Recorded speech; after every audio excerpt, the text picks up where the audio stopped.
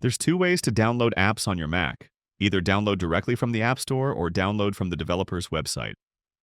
If you're installing Google Chrome, you'll notice that it's actually not available in the App Store. There's a lot of supporting apps and other Google-related apps here, but the Chrome browser isn't available.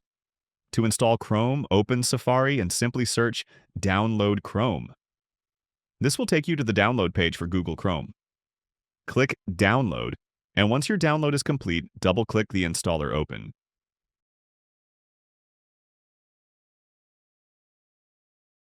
You'll see a window like this, and you'll want to drag and drop the Chrome icon inside your Applications folder.